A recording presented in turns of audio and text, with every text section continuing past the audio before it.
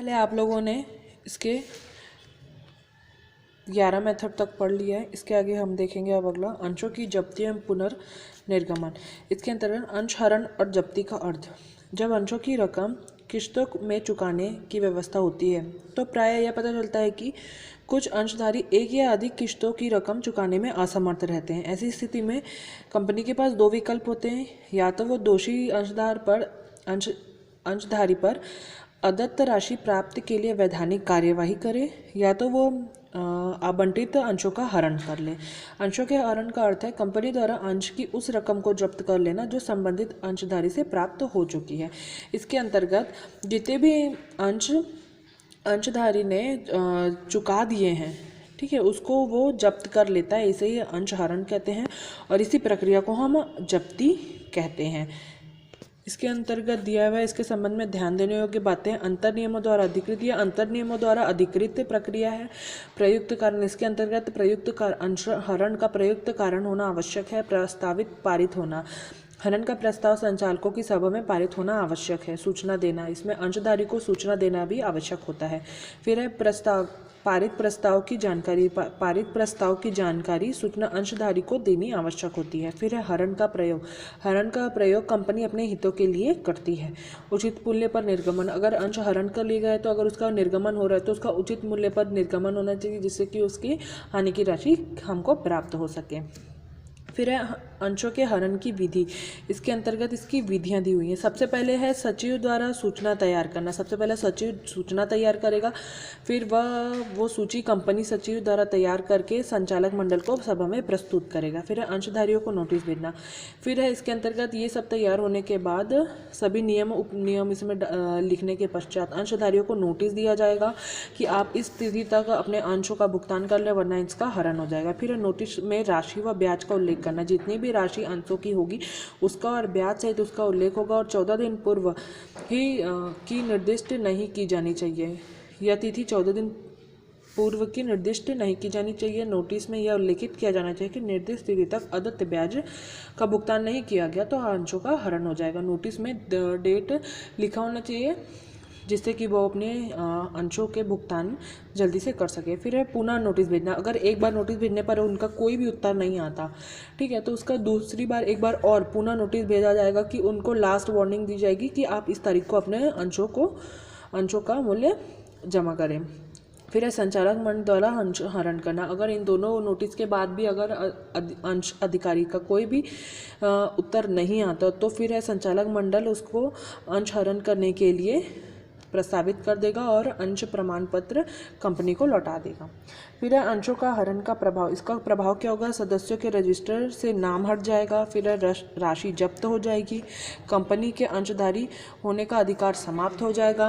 अंश पूंजी में उनकी कमी आ जाएगी। अंश पूंजी खाता डेबिट किया जाएगा। अंश जब्ती खाता क्रेडिट किया जाएगा। अप्राप्त राशि खाते को बंद कर दिया जाएगा और अंश जब्ती खाता आर्थिक चिट्ठे में दर्शाया जाएगा। फिर अंशों के हरण का लेखांकन। जब अंशों का हरण कर लिया जाता है तो उसे अंश पूंजी कम हो जाती है, अतः अंश पूंजी खाता उनकी रकम से डेबिट कर दिया जाता है जो हरण किए गए अंशों पर कंपनी द्वारा मांगी जा चुकी है, अंशों के अंकित मूल्य से नहीं। यानी कि देखो, एक अंश है 100 रुपये का है, प्रार्थना पत्र 30, आवंटन पर 20, प्रथम याचना पर 30 के अंश देता है। यदि कोई अंशधारी आवंटन और याचना की राशि नहीं चुका पाता है तो उसके अंश जब्ती हो जाते हैं।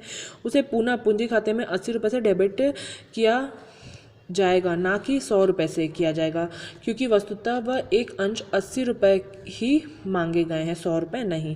फिर द्वितीय याचना की राशि अभी नहीं मांगी गई है, इसे ध्यान में नहीं रखा जाएगा।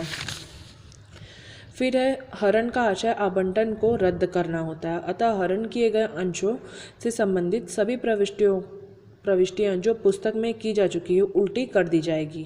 ठीक है, इसके अंतर्गत प्रविष्टि क्या होगी? अंश पूंजी खाता विकलन, अंश आवंटन खाते से, प्रथम याचना से और अंश हरण खाते से। ये इसका पूरा ऊपर हो जाएगा। अंश पूंजी खाता विकलन हो जाएगा हरण के समय, फिर अंश आवंटन से, प्रथम याचना से और हरण खाते से।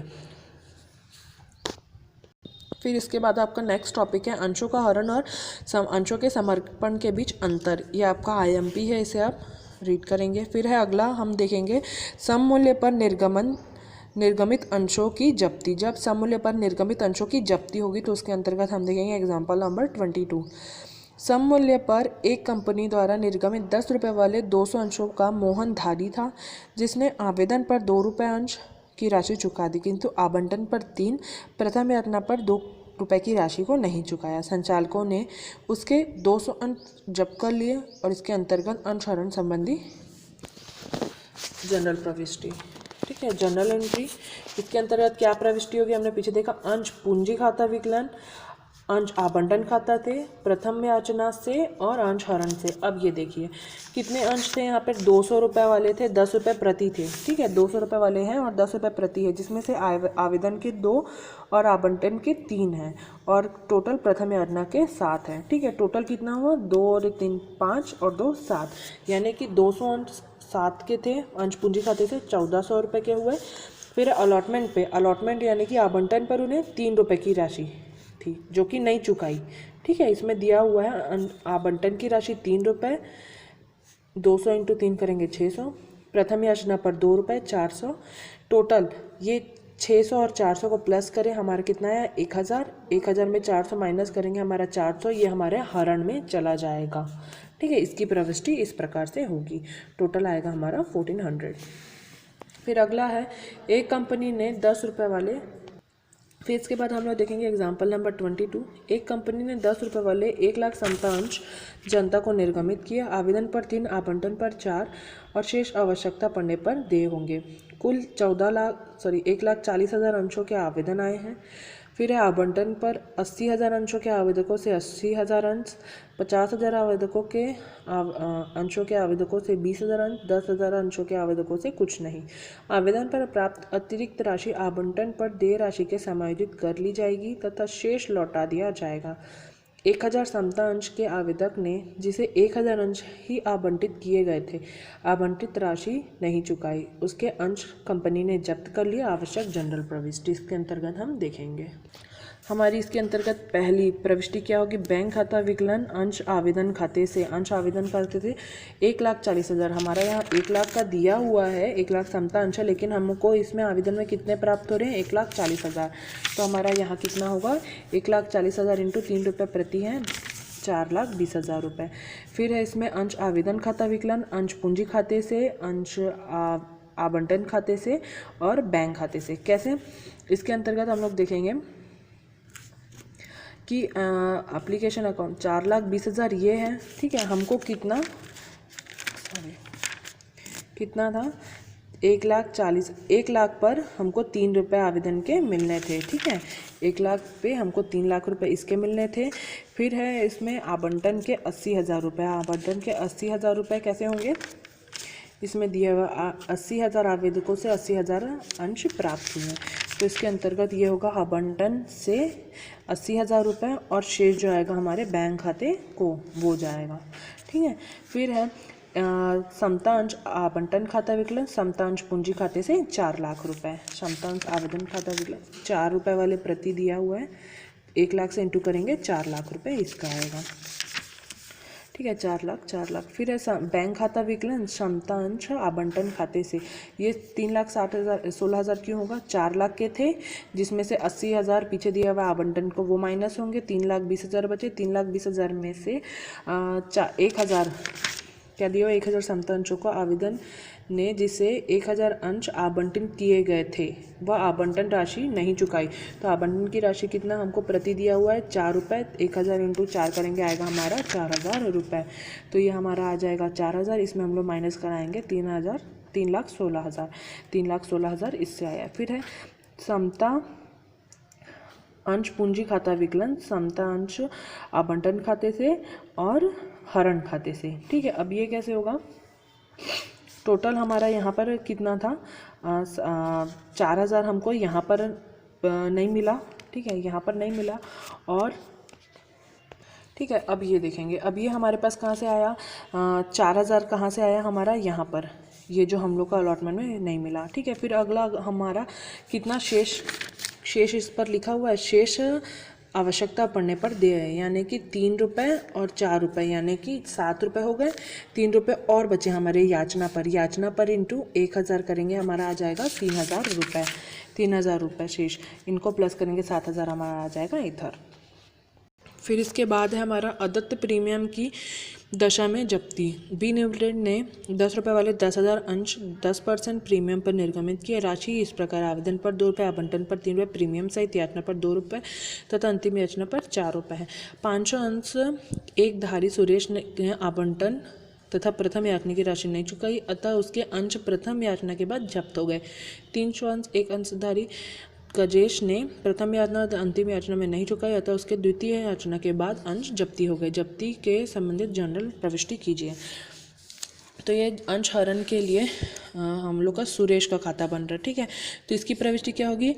अंश पूंजी खाता विकलन, अंश प्रीमियम खाता विकलन, अलॉटमेंट आवंटन खाते थे, प्रथम याचना से, अंश हरण से। अब आप देखिए कैसे होगा ये। अंश पूंजी खाते से कितना होगा? 500 आवंटन की प्रथम राशि नहीं चुकाई, तो 500 इंटू 6 करेंगे। कैसे? 6, यहाँ पर कितना दिया हुआ है? 2 3 4 5 6 7, लेकिन इसमें प्रीमियम सहित दिया हुआ है। प्रीमियम सहित दिया हुआ है यानी कि इसका प्रीमियम का राशि कैसे निकलेगा?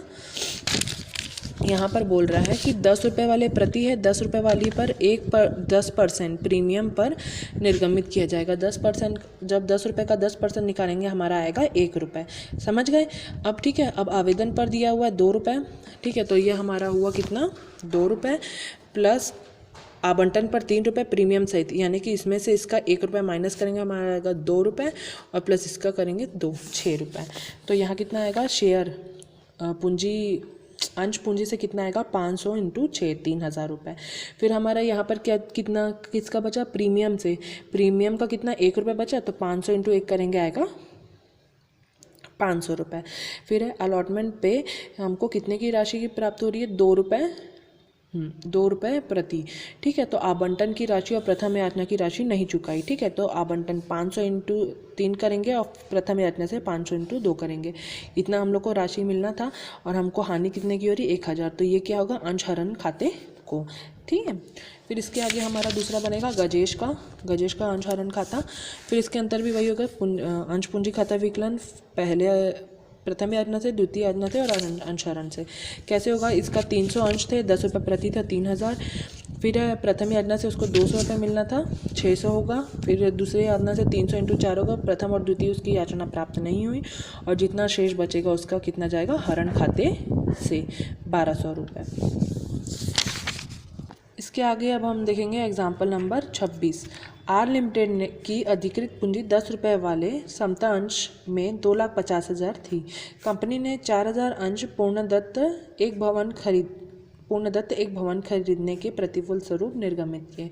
जनता में 8000 अंश निम्न प्रकार से निर्गमित किए। प्रथम वर्ष 5 रुपये प्रति अंश की राशि निम्न प्रकार थी। आवेदन पर 2 रुपये, आवंटन पर 1 रुपये, प्रथम याचना पर 1 रुपये, द्वितीय याचना पर 1 रुपये। सभी अंश जनता द्वारा ले लिए गए। 6000 अंशों पर मांगी गई पूरी रकम थी 1250 अंशों पर 4 रुपये, 500 अंशों पर 3 रुपये, 250 अंशों पर 2 रुपये।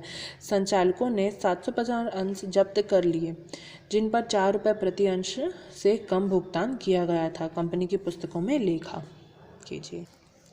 ये एक टेबल बना है जो प्राप्ति और भुगतान की राशि के लिए बना है, ठीक है। 6000 शेयर है, बोल रहा है एप्लीकेशन के आवंटन पर आवेदन पर पूरी राशि प्राप्त हुई। आवंटन पर 3, प्रथम याचना पर 2 और द्वितीय याचना पर 1,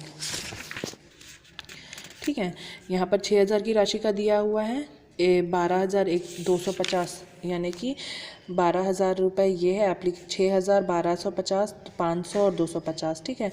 एप्लीकेशन पर बोल रहे हैं कि यहाँ पर हम लोग को दिया हुआ 2 रुपये, 1 रुपये, 1 रुपये और 1 रुपये, यानी कि 5 रुपये। तो पहले पर हमको 4 रुपये प्रति प्राप्त हुए।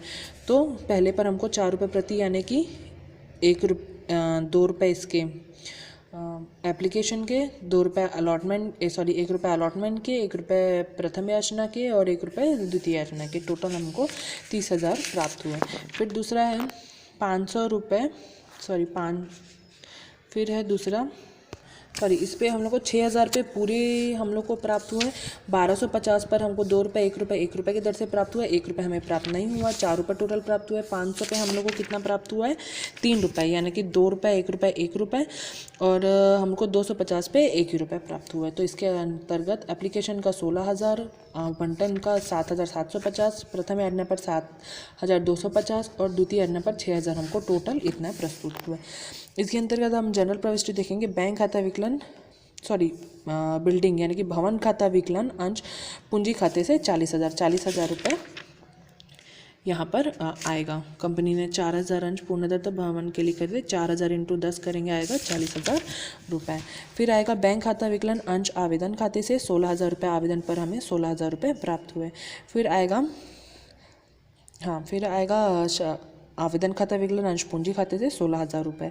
फिर आएगा अंश आवंटन खाता विकलन अंश पूंजी खाते से 8,000 रुपये। ठीक है, हमें कितना चाहिए था? 8,000 रुपये चाहिए था। 4,000 इंटू हम लोग करेंगे आवंटन की राशि 1 रुपये प्रति दी हुई है। ठीक है, तो हम ये जनता ने 8,000 अंश निर्गमित किया, सॉरी इससे इंटू करेंगे, हमारा आएगा 8,000 रुपये। 8,000 रुपये आएगा। लेकिन हमको बैंक अकाउंट विकलन अंश आवंटन खाते से 7,750 लेंगे, क्योंकि हमें कितनी प्राप्त हो रही है? 7,750। इधर से हम लोग जब देखेंगे, इधर एक टेबल बनाकर, तो हमको पता चलेगा। फिर है अंश प्रथम यातना खाता विकलन अंश पूंजी खाते से 8,000 रुपये हमें इसमें भी चाहिए था, लेकिन हमें कितना मिला? 7,250। यहाँ पे हम लोगों ने टैली किया। बैंक खाता विकलन अंश प्रथम यातना खाते से। फिर आएगा द्वितीय यातना खाता विकलन अंश पूंजी खाते से 8,000 रुपये। बैंक खाता विकलन द्वितीय यातना से हमें कितने प्राप्त हो रहे? 6,000 रुपये। फिर हमारा नेक्स्ट फाइनल क्या बनेगा? अंश पूंजी खाता विकलन अंश आवंटन खाते से। आवंटन खाते से हमको 250 रुपये प्राप्त नहीं हुआ। 8,000 चाहिए था, तो 7,750 हुआ, उसमें माइनस कराएंगे 250। फिर प्रथम याचना से हमको 7,250 मिला, यानी कि 8,000 में उसको माइनस करेंगे 750। द्वितीय याचना से भी हमको कितने चाहिए थे? द्वितीय याचना से हमको 8,000 चाहिए था, तो उसमें से 2,000 नहीं मिला, तो यह द्वितीय याचना से, और हमारा अंशहरण खाते से आ जाएगा 2,000 रुपये। इसके बाद आप लोगों का दिया हुआ है जब्त अंशों पर पुनः निर्गमन। जो जब्त हो गए अंश, उनका पुनः निर्गमन करना, पुनः उनको बेचना। जैसे कि 100 रुपये के अंकित मूल्य के अंश है, 20 रुपये प्राप्त हो चुके हैं, 80 रुपये नहीं हुए हैं, तो अंश जब्त कर लिए गए। या जब्त अंश बट्टे पर यदि निर्गमित किया जाता तो बट्टा अधिक से अधिक 20 रुपये होगा, जो राशि मूल्य अंशधारी को प्राप्त हो चुकी होगी, इससे अधिक नहीं हो सकता। इसके अंतर्गत बट्टे पर पुनर्निर्गमन होने पर क्या होगा? बैंक खाता विकलन अंश हरण खाता विकलन अंश पूंजी खाते से। फिर प्रीमियम पर पुनर्निर्गमन होने पर बैंक खाता विकलन अंश पूंजी खाता विकलन प्रीमियम खाते से। फिर अंश जब्ती खाते का शेष हस्तांतरण कैसे होगा? अंश हरण खाता विकलन रिजर्व खाते से। इसके अंतर्गत हम देखेंगे एग्जाम्पल नंबर 27, जब्त अंशों का बट्टे पर निर्गमन। रमेश ने एक्स लिमिटेड से के 10 रुपये वाले 1,000 समता अंशों का आवेदन प्रस्तुत किया। आवेदन पर 2 रुपये, आवंटन पर 3, प्रथम याचना पर 2, द्वितीय याचना पर 3 अंश देय है। उसके आवेदन तथा आवंटन की राशि पूरी चुका दी, प्रथम और द्वितीय याचना की राशि नहीं चुकाई। अतः संचालक ने उसके सारे अंश जब्त कर लिए, उन्हें नकद 9,000 में पुनः निर्गमित कर दिया। कंपनी की पुस्तकों में लेखे कीजिए। तो इसके अंतर्गत क्या होगा? हमारा बैंक खाता विकलन अंश आवेदन खाते थे 2,000, क्योंकि इतना आपने आवेदन की राशि पूरी की। फिर है आवेदन खाता विकलन अंश पूंजी खाते थे 2,000। फिर है हमें आवंटन पर कितना दिया था? आवंटन खाता विकलन पूंजी खाते से 3,000 और प्राप्त कितना हुआ? बैंक खाते से बैंक खाता विकलन आवंटन खाते से 3,000। फिर है प्रथम याचना खाता विकलन अंश पूंजी खाते से 2,000। फिर द्वितीय याचना खाता विकलन अंश पूंजी खाते से 3,000। फिर इसमें दिया हुआ है अंश पूंजी खाता विकलन। ठीक है, अंश पूंजी खाता विकलन प्रथम याचना से, द्वितीय याचना से और अंशहरण से। अब ये कैसा आएगा? अंश पूंजी खाते से अंश प्रथम याचना पर इसमें बोला हुआ है कि उसने आवेदन आवंटन की राशि चुका दी, लेकिन प्रथम याचना और द्वितीय याचना की राशि उसने नहीं चुकाई। ये राशि नहीं चुकाई, यानी कि क्या होगा? 2,000 प्रथम याचना के आएंगे, 3,000 द्वितीय याचना के आएंगे। ठीक है, टोटल हमारे शेयर कितने के हैं? 1,000 शेयर 10 रुपये प्रति। 10,000 शेयर है हमारे, 10 रुपये प्रति है। बाकी कितना? 5,000 हमारा अंशहरण में चले जाएगा। फिर अगला क्या होगा? हमारे हरण की गई फिर से री इशूड होगा, मतलब फिर से पुनः निर्गमित होगा। ठीक है, तो इसके लिए क्या एंट्री होगी, बैंक खाता विकलन अंश हरण खाता विकलन अंश पूंजी खाते से। तो इसमें नगद पुनः निर्गमित कितना किया, 9,000 रुपये, तो बैंक खाता विकलन 9,000 से, अभी हरण खाता विकलन 1,000 से और पूंजी खाते से टोटल 10,000 रुपये आएगा। फिर इधर है अंश हरण खाता विकलन 4,000 रुपये, अंश पूंजी खाते से 4,000, क्यों 5,000 की राशि थी, 1,000 रुपये अंश हरण विकलन हो रहा है, इसमें माइनस करके टोटल यहाँ पर लिखेंगे। फिर इसके आगे हम लोग देखेंगे जब्त अंशों का प्रीमियम पर पुनर्निर्गमन। इससे पहले हम लोगों ने जब्त अंशों का निर्गमन देखा था, अब इसमें प्रीमियम पर पुनर्निर्गमन। एक कंपनी 10 रुपये वाले 2,000 सामंतांश निम्न प्रकार से निर्गमित करती है। आवेदन पर 3, आवंटन पर 3, याचना पर 4 रुपये अंश। सभी अंश यथासमय प्राप्त हो गए, किंतु 300 अंशों का एक धारी ने याचना राशि नहीं चुकाई, अतः उसके जब्त अंश जब्त कर लिए। इन अंशों पर 3,500 रुपये पुनः बेचान कर दिया गया, तो इसके अंतर्गत प्रविष्टि।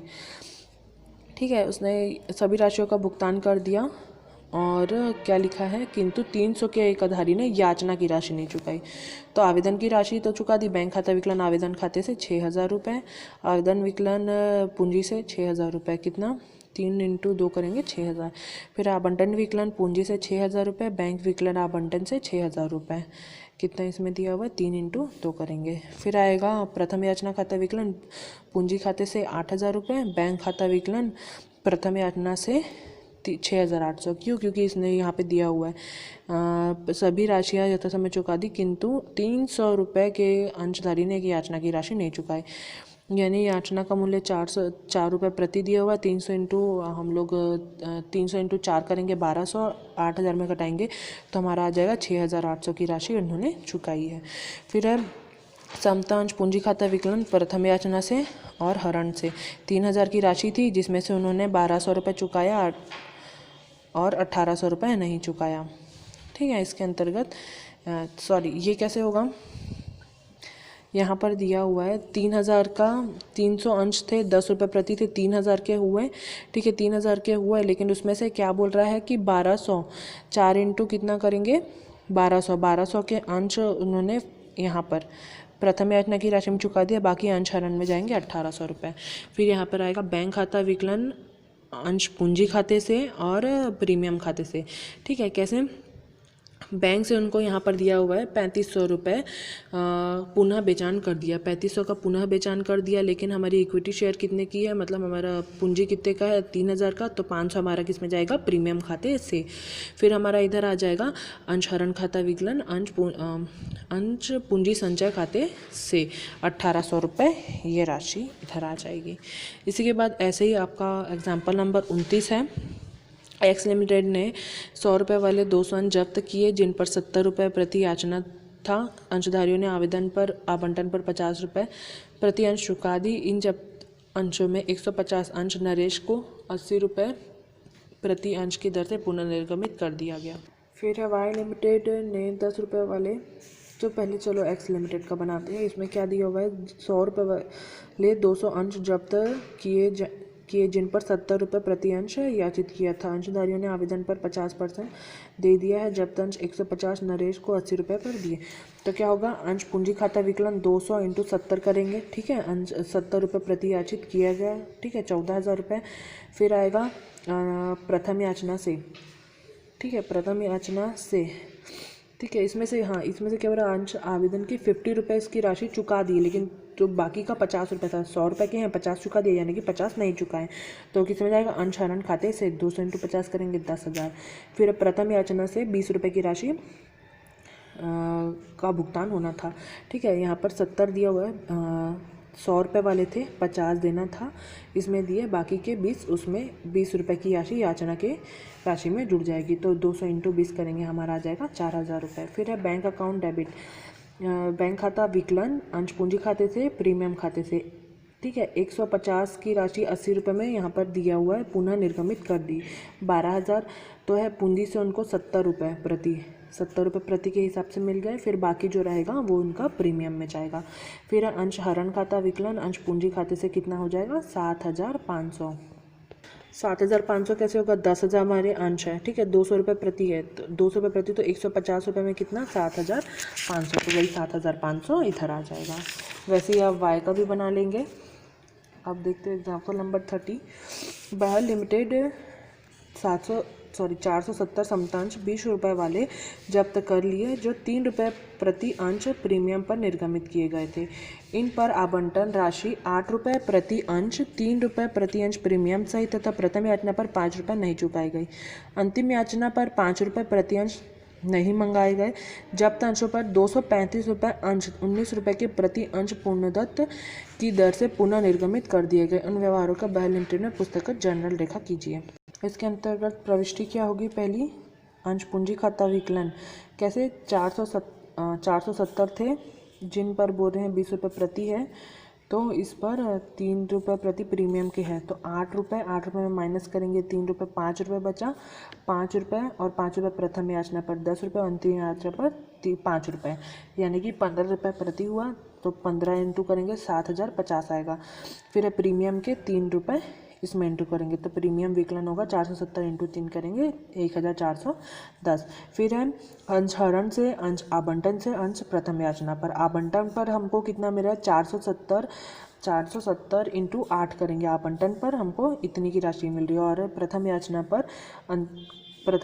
5 रुपये प्रति ये मिल रहा है, तो 470 इंटू यहाँ पे लिखेंगे, ठीक है। तो इसमें क्या लिखा हुआ है कि प्रथम याचना की राशि नहीं चुकाई गई थी और द्वितीय याचना की मंगाई नहीं गई थी, ठीक है। द्वितीय याचना तक इतना होगा, इन दोनों को प्लस करके इसमें माइनस करेंगे तो हमारा हरण की राशि मिल जाएगी। फिर इसके बाद आएगा बैंक खाता विकलन, अंश हरण खाता विकलन, अंश पूंजी खाते से। अब क्या होगा, बैंक खाते यहाँ पर दिया हुआ है, जब्त अंशों को 235 रुपये के थे, 19 रुपये प्रति के पूर्णदत्त पुनर्निर्गमित किए, तो 235 इंटू 19 करेंगे, आएगा 4,465। हमारा 1 रुपये जो होगा वो हमारा हरण में जाएगा 235 रुपये, और अंश पूंजी खाते से जाएगा 4,700 रुपये। फिर इधर आएगा अंश हरण खाता विकलन, पूंजी संचय खाते से। कैसे, 235 इंटू 4 करेंगे, 235 इंटू 4 क्यों करेंगे, क्योंकि यहाँ हमारा कैलकुलेशन दिया हुआ है 235 शेयर पर हमारा कितना होगा हरण और रिशूट कितना होगा। अमाउंट दिया 235 का, 2,350 रुपये हमारे यहाँ पर हो रहे हैं अंश हरण के, 2,350 रुपये, वो कितने के हैं 470 के। अगर 2,350 है 470 अंशों के, तो 235 अंश का कितना, तो इसे इंटू करेंगे तो आएगा 1,175। 1,175 में जब हम लोग 235 यानी कि इसका अमाउंट ये माइनस करेंगे, आएगा हमारा 940 रुपये, जो कि हमारा जाएगा रिजर्व में, ठीक है। फिर इसके आगे है भिन्न भिन्न स्तर पर अंशों की जब्ती एवं पुनर्निर्गमन। श्याम लिमिटेड ने 10 रुपये वाले 80,000 समतांश 4 रुपये प्रति अंश प्रीमियम पर निर्गमित किया, आवेदन निमंत्रित किया। आवेदन पर 35 रुपये, आवंटन पर 8 रुपये, प्रथम याचना पर शेष यानी कि 30 रुपये प्रीमियम सहित 4 रुपये प्रीमियम सहित दिया है। 77,000 अंशों के लिए आवेदन प्राप्त हुए, सभी अंश आवंटन किए गए। सुंदरम नामक 7,000 अंशों के एक अधिकारी ने आवंटन की राशि नहीं चुकाई, उसके अंश आवंटन के बाद तुरंत जब्त कर लिए गए। इसके बाद प्रथम और अंतिम याचना की राशि मंगाई गई। 500 अंशों के धारी सत्यम ने प्रथम और अंतिम याचना की राशि नहीं चुकाई, उसके अंत भी जब्त कर लिए गए। जब्त अंशों में 1,000 अंश 50 रुपये प्रति अंश की दर से पूर्णदत्त पुनः निर्गमित कर दिए गए, जिनमें सत्यम के सारे अंश शामिल थे। श्याम की पुस्तक में लिखा करना है। तो इसके अंतर्गत हम देखेंगे बैंक खाता विकलन अंश पूंजी खाते से 77,000 के थे, 35 रुपये प्रति मिले हैं, ठीक है। फिर आएगा आवेदन खाता विकलन पूंजी खाते से, ठीक है। अब यहाँ पर देखेंगे हम लोग टोटल था 26,95,000, जिसमें से हम लोग को यहाँ क्या बोल रहा है प्रीमियम सहित, प्रीमियम की राशि यहाँ पे टोटल था 35, प्रीमियम 30 रुपये बोला, यानी कि 5 रुपये हमें आवेदन से मिले। तो 5 इंटू से 70 करेंगे 3,85,000, बाकी हमारा प्रीमियम होगा 23,10,000 रुपये। वैसे ही अलॉटमेंट आवंटन खाता विकलन अंश पूंजी खाते से प्रीमियम खाते से। कैसे, टोटल हमारा होगा 77 इंटू हम लोग कितना करेंगे 8, यहाँ पर दिया हुआ है 8 इंटू करेंगे हमारा आ जाएगा 6,16,000, लेकिन हमको इसमें कितना बोल रहा है प्रीमियम सहित 4, यानी कि इसमें 4 माइनस कर देंगे तो हमारी पूंजी की राशि मिल जाएगी और प्रीमियम की राशि। फिर बैंक खाता विकलन अग्रिम, फिर इसके अंतर्गत आएगा, ठीक है। इसमें अब हम लोग देखेंगे हमारे इधर क्या दिया हुआ, 7,000 अंशों के अधिकारी एक धारी ने आवंटन की राशि नहीं चुकाई, ठीक है। तो ये हमारी प्रविष्टि क्या होगी, बैंक खाता विकलन बकाया राशि से और अंश आवंटन खाते से, ठीक है। 6,16,000 का टोटल आवंटन था हमारा, लेकिन ना 7,000 के नहीं चुका, तो 7,000 इंटू 8 करेंगे। ठीक है, 8 की यहाँ पे रकम दिया हुआ है, 8 रुपये प्रति दिया हुआ, तो 8 से इंटू करेंगे 56,000, बाकी आ जाएगा 5,60,000 रुपये बैंक से। फिर आएगा समता अंश पूंजी खाता विकलन, समता अंश प्रीमियम खाता विकलन अंश हरण खाते से और आवंटन खाते से। कैसे, 7,000 का था, 9 रुपये प्रति इधर दे रहे हैं, 7,000 का अंश था, उसके अंश जब्ती हो गए, लेकिन अंश जब्ती हो गए 7,000 के थे, लेकिन उसने कितने तक की राशि चुका दी, 9 रुपये, इसकी 5 रुपये प्लस इसकी 4 रुपये की राशि। ठीक है, तो टोटल हुआ 9 रुपये। ठीक है, तो 7,000 इंटू 9 करेंगे 63,000 रुपये। फिर है प्रीमियम खाते से, यहाँ पर 4 रुपये 8 रुपये में दिया हुआ था ना आवंटन, जिसमें से 4 आवंटन था और पूंजी था, तो ये हो जाएगा प्रीमियम पर 28 रुपये। फिर है 7,000 पे 5 रुपये की राशि हमको नहीं मिली है। ठीक है, तो ये हमारा अंशहरण में जाएगा और अलॉटमेंट में हमारा टोटल जाएगा 56,000 रुपये, यही 56,000 रुपये। फिर आएगा प्रथम याचना खाता विकलन अंश पूंजी खाते थे प्रीमियम खाते थे। अब प्रथम याचना हम लोग को यहाँ पर दिया हुआ है 77,000 के थे, जिसमें 7,000 नहीं दिए, यानी कि 70,000 लोग दिए। ठीक है, यहाँ पे माइनस हो गया, तो 70,000 इंटू 7 करेंगे हम लोग। ठीक है, 70,000 इंटू 7 करेंगे, आ जाएगा हमारा 4,90,000 रुपये, जिसमें से पूंजी के अब हमारे कितने बचे, पूंजी के अब हमारे बचे 1 रुपये। कैसे, 5 रुपये हमको आवेदन पर प्राप्त हुए, आवंटन पर हमको 4 रुपये, टोटल हमारे 9 रुपये। हमारे पास कितना अंश है, 10 है, तो इसमें माइनस करेंगे हमारा 1 हमारा बचेगा, तो ये क्या किस में जाएगा, हमारा याचना में जाएगा। तो ये हमारे याचना पर आ जाएगा 70,000 रुपये। जो टोटल 6 रहेगा वो हमारा चले जाएगा, बाकी का हमारा चले जाएगा प्रीमियम से। फिर बैंक खाता विकलन बकाया राशि से प्रथम याचना की राशि से हमको कितना मिल रहा है, 4,90,000 मिल रहा है, लेकिन यहाँ पर कितना बोल रहा है, 500 के अंशधारियों ने जब्त नहीं, अंश अंतिम याचना नहीं दी, तो 500 इंटू हम लोग कितना करेंगे, 7। ठीक है, 500 इंटू हम लोग टोटल 7 करेंगे, तो हमारा 3,500 रुपये, बाकी हमारा जाएगा बैंक को। फिर इधर आएगा हमारा समता अंश पूंजी खाता विकलन 500 इंटू 10, टोटल हमारे 10 के हैं। प्रीमियम पर हमारा जा रहा है 3 प्रीमियम विकलन। फिर हमारा हरण से 9 रुपये जा रहा है, क्यों, हमको सिर्फ 1 रुपये इसमें से प्राप्त हो रहा है, अंतिम में से हमको 1 रुपये बस प्राप्त हो रहा है ना, तो बाकी हमारा टोटल चले जाएगा अंश हरण से, और प्रथम याचना से हमको 7 रुपये मिल रहा है, यानी कि 3,500 रुपये यहाँ आएगा। फिर हमारा अगला बनेगा बैंक खाता विकलन अंश पूंजी खाते से अंश प्रीमियम खाते से। अब यहाँ पर दिया हुआ है 1,000 अंश 50 रुपये प्रति अंश पूर्णदत्त पुनः निर्गमित किए गए जो सत्यम के सारे अंश जिसमें शामिल है। तो हम लोग यहाँ पर लिखेंगे 1,000 इंटू 50 करेंगे, यहाँ आएगा हमारा 50,000। फिर है समता अंश पूंजी से हमारा आ जाएगा 10,000 रुपये। क्यों, क्योंकि हम लोग को अंश 1 रुपये प्रति है यहाँ पर। ठीक है, तो हम इनसे इंटू करेंगे, आएगा 1 रुपये प्रति। ठीक है, फिर आएगा बाकी शेष चले जाएगा प्रीमियम खाते को 40,000 रुपये। और अब हमारा यहाँ पर आएगा अंश हरण खाता विकलन संचय रिजर्व पूंजी संचय से 7,000 रुपये टोटल। यहाँ का 3,500 रुपये ये यहाँ का आ जाएगा, और 3,500 रुपये यहाँ, इनको प्लस करेंगे 7,000, हमारा टोटल हरण की राशि निकल जाएगी। इसके बाद हम देखेंगे एग्जाम्पल नंबर 32। 1 अप्रैल 2015 को वर्षा लिमिटेड का निर्माण 10 लाख रुपए अधिकृत पूंजी से हुआ। 10 रुपये वाले 1 लाख समतांश थे। कंपनी ने 90,000 समतांश निर्गमित किए, 85,000 समतांश आवेदन आए।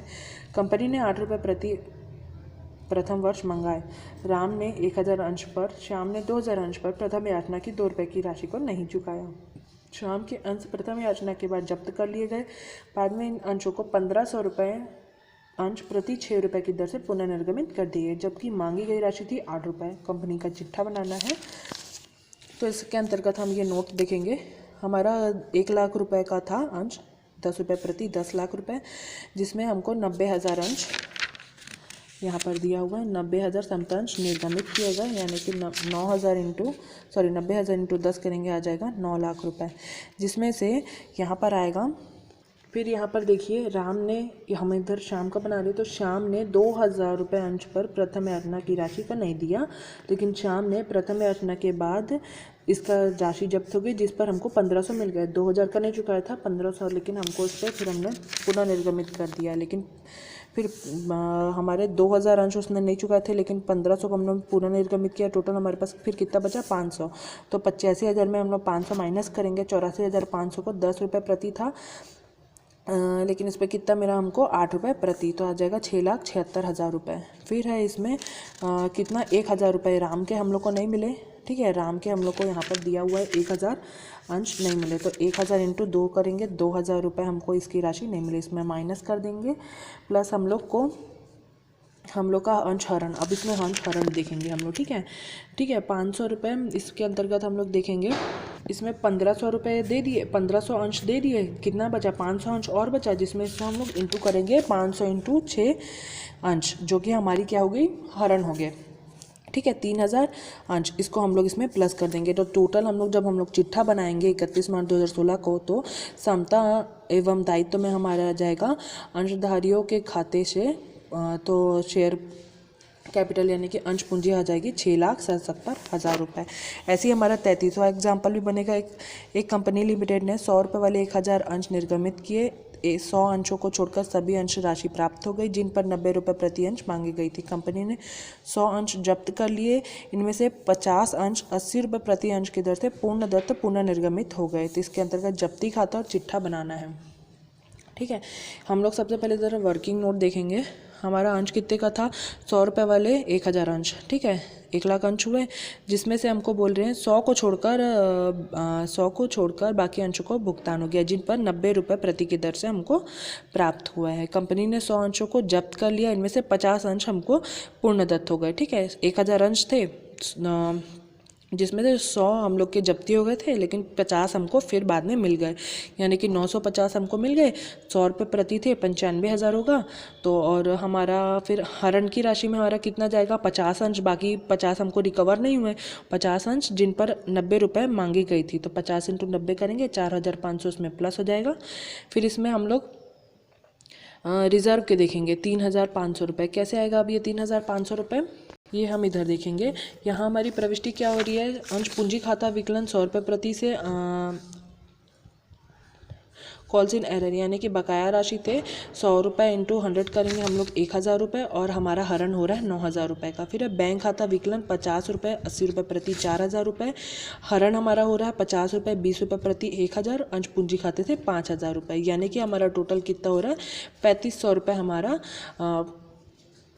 3,500 रुपये, यानी 4,500 में जब हम लोग 1,000 रुपये माइनस करेंगे, हमारा टोटल प्रॉफिट है 9,000 का हम लोग को मिल रहा है, 50 रुपये में हमको 4,500 मिल रहा है, 4,500 हम लोग को मिल रहा है। लेकिन इसमें हम लोग यहाँ पे फॉरफिट हम लोग का जो हरण दिया हुआ है 1,000 माइनस करेंगे, हमारा टोटल 3,500 रुपये यहाँ पे निकल आएगा, जो कि हम लोग यहाँ जाके उसको प्लस करेंगे। तो हम लोग का जब यहाँ ये बनेगा बैलेंस शीट, तो बैलेंस शीट में क्या आएगा, बैलेंस शीट से पहले हम लोग ये बनाएंगे अंशहरण खाता। अंशहरण खाते के विकलन में क्या आएगा, पूंजी खाते से 1,000 रुपये, पूंजी संचय से 3,500 रुपये, और उधर जाएगा अंश पूंजी से 9,000 रुपये, इसमें इसको माइनस करेंगे, शेष हमारा बैलेंस हो जाएगा 4,500 रुपये। जब हम लोग बैलेंस शीट बनाएंगे तो समता एवं दायित्व तो लिखेंगे, फिर ये अंशधारियों का कोष जिसमें है शेयर कैपिटल यानी कि अंश पूंजी और रिजर्व यानी कि संचय। हमारी अंश पूंजी आ जाएगी ये 99,500 और रिजर्व आ जाएगा 3,500, टोटल आ जाएगा 1,03,000। और एसेट्स यानी कि संपत्ति में कैश से, करंट एसेट्स यानी कि चालू संपत्ति से कैश से 1,03,000 रुपये ये आ जाएगा। इसके आगे के एग्जाम्पल भी आप देख लेंगे। आपका मेन इसमें है अंश पूंजी का लेखांकन का आशय, अंशों का जनता को निर्गमन का आशय, और है कंपनी के प्रकार, और है जब्त अंशों के पुनः निर्गमन। अब आप लोग का आगे का होमवर्क है प्रैक्टिकल क्वेश्चन नंबर 3, 8, 10, 12, 13, 15, 21, 26, 23, 28, 29, 31, 33, 34, 42 और 45, इतना सब आप होमवर्क करके रखेंगे। Thank you.